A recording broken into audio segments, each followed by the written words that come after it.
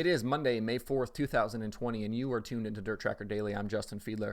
Hope everybody had a good weekend. Hope you got a chance to tune into some of the racing from the weekend. There was a lot of stuff on Dirt on Dirt, Speed 51, Speed Shift, a lot of racing across the streaming platforms. And you'll probably see more of this going forward. I know a lot of people have been talking about a lot of these pay-per-view only shows, and people, I know people are upset, it seems like, that they're not able to attend some of these races, which on some level I understand, on some level I don't understand. Obviously, we're kind of living in a little bit of a different world right now, and we kind of just need to be open-minded and understand that these tracks and these series are working as hard as they can to get racing back going again, and things are just going to be different for a little while. So let's give everybody a little bit of slack and just kind of enjoy things as they come here. But we'll get to the weekend results shortly. First, we've got a few news items to check off of. First, Lucas Oil announced on Friday the late model series will return to action on Tuesday, May 12th at Lucas Oil Speedway. The series will run back-to-back nights on the 12th and 13th, then head south. On Tuesday and Wednesday, May 19th and the 20th, they will be at Golden Isles Speedway for a pair of 7,000 to win shows. And then May 26th through the 27th, again Tuesday and Wednesday at East Bay Raceway Park for 2 more 7,000 to win shows. All races are for series points, and a 5-person limit per team will be in effect. For more information, you can visit lucasdirt.com. They're also going to run a practice session on at Lucas Oil Speedway on May 11th that is closed to the public. Also on Friday, USAC announced the return of the National Midget Championship on Friday and Saturday, May 22nd through the 23rd at Port City Raceway in Oklahoma. It will be the series' first ever visit to the 1/8 mile track. Both nights will feature full programs with series points on the line.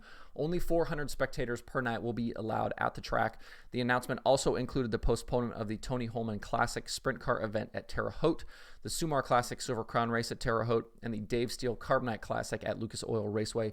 For more information on those events, you can visit usacracing.com. I would also imagine that Port City race will be live on Flow Racing if you cannot attend that event. Over the weekend, also a couple of sprint car shows were announced. Selinsgrove Speedway in Pennsylvania announced they will run a 410 sprint car show on Saturday, May 9th. That is this Saturday. The event is closed to spectators, but action can be watched at thecushion.com. The event will be 4,000 to win and follow Pennsylvania Speed Week format. Teams must be pre-entered. No race day pit admission sales are allowed. Pit gates open at 5 with time trials at 7. And finally, West Texas Raceway in Lubbock will host 360 sprint cars May 12th through the 13th. Night 1 will be 4,000 to win, with night 2 6,000 to win. The programs will follow the all-star format, and IMCA modifieds are also on the ticket. No spectators will be allowed, but racing can be seen live on Speed Shift. Among the drivers confirmed to race right now are Aaron Reitzel, Gio and Dominic Selzy, Terry Austin and Carson McCarl, Brock Zierfoss, Joey Saldana, and a bunch more guys.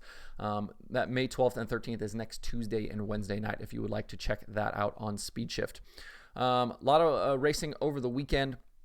A bunch of late model shows, some stuff on Dirt, some stuff on Speed 51, so we'll get to that all right now. Lancaster Speedway in South Carolina held a 5,000 to win Carolina Clash Super Late Model Show on Friday night. There were no fans in attendance, but folks could watch live on Dirt.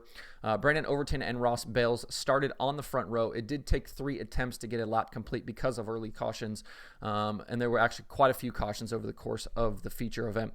Once they finally did get rolling, Bales jumped to the early lead, but Overton was able to track him down fairly quickly and take control of the event. From there, Overton was able to hold off the field on multiple restarts and drive away to a commanding 6-second win. Ross Bales was second, Jonathan Davenport third, Michael Brown fourth, and Jeff Smith finished fifth. Overton won the 5,000 top prize, plus an additional $1,300 bonus crowdfunded by fans leading up to the night. Dirt on Dirt kind of led the charge there. Got fans involved to kind of push that purse up a little bit more, kind of like what happened on Thursday night at Tri-County that we talked about last week. Moving over to Saturday, it was another 5,000 to win Super Late Model Show, this time at Boyd Speedway in Georgia. Austin Neely and Donald McIntosh started on the front row, and it was Neely leading the early laps. 7 laps into the 50-lapper, though, McIntosh ran Neely down and took the lead. McIntosh was never really challenged after that. He led the rest of the night en route to the $5,000 win. It was another good run for McIntosh. He finished second the other night at Tri-County Raceway, so a good weekend for him. Austin Smith was second, Michael Page third, Riley Hickman fourth, and John Owenby finished fifth. Also on Saturday night, Cherokee Speedway in South Carolina ran a 60-lap, 10,000 to win late model invitational. A lot of the guys that ran Friday at Lancaster then drove up to Cherokee for Saturday, so a lot of the same names, a lot of the same drivers in that field. Anthony Sanders and Casey Roberts started on the front row. Roberts dominated the majority of the feature, leading all but 2 laps. But on 1 to go, with Roberts leading down into turns 1 and 2, Brandon Overton made a big move to his inside. The two did make contact, and they kind of continued to door slam and scrap for space down the backstretch. Overton was able to come out on top into turn 3, but Roberts got into the inside berm, which damaged his nose and sent him spinning up the track. That let Overton drive away to the win. Chris Madden finished 2nd, Kyle Strickler was 3rd, Derek Ramey 4th, and Anthony Sanders was 5th. The spin relegated Roberts to a 14th place finish. Following the race, Roberts did not comment on the event, but he also did not confront Overton. It was Overton's 2nd win in as many nights. He also finished 5th on Thursday at Tri-County. Go check out some of those highlights. A lot of that stuff is available on Dirt on Dirt. If you would like to watch the highlights, if you are a Dirt on Dirt subscriber, you can check a lot of that out over there. Other late model winners from the weekend include James Giossi at Mississippi Thunder Speedway, which we talked about last week, and Bo Slay at Southern Raceway down in Florida. They ran a program as well this weekend. Modified winners from the weekend include R.C. Whitwell at Southern Oklahoma Speedway and Chase Allen at RPM Speedway in Texas. So quite a few events happening over the weekend. I think kind of what you're going to see now is there's going to be more events announced. There's going to be more schedule changes, and I think at this point you could probably throw out a lot of the series schedules and a lot of the track schedules.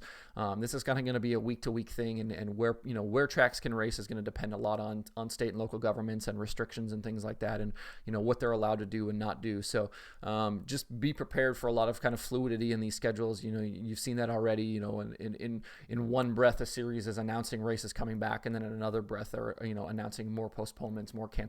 So this is going to be very day to day, very week to week as we move forward.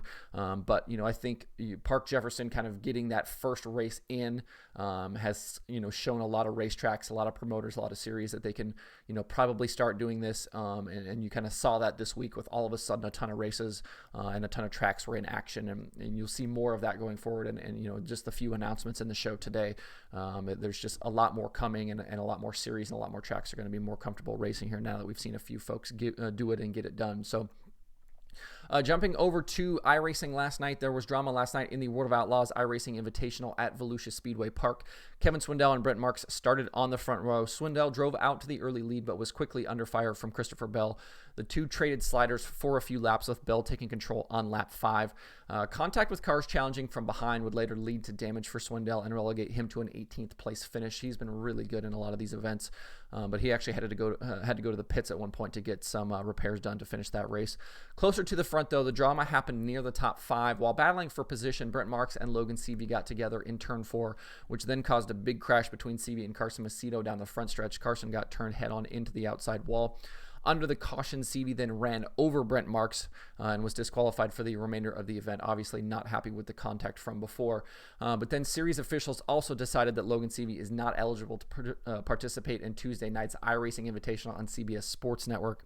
The remainder of the feature was dominated by Christopher Bell, who went on to win his second World of Outlaws iRacing event. Mike McKinney was 2nd, Troy Wagaman 3rd, Tony Gualda 4th, and Brian Brown was 5th.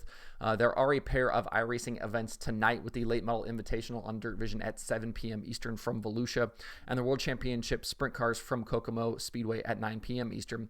You can watch that event free at iRacing.com/live or twitch.com/iRacing.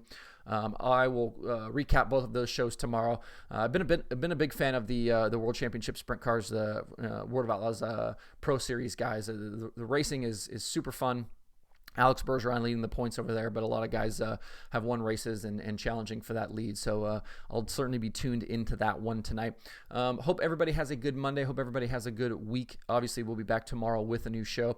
And I mentioned last week, when we have kind of an idea of who's going to be racing this weekend for the World of Outlaws, we will certainly preview that as we go on. But and then I would imagine we'll see more announcements and things like that for other events going forward. So we will keep you abreast of all of that.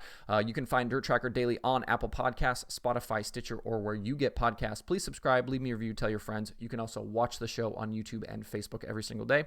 You can email the show at info@dirttracker.com. You can follow along with Dirt Tracker at facebook.com/dirttracker, twitter.com/dirttracker, and the website itself, dirttracker.com.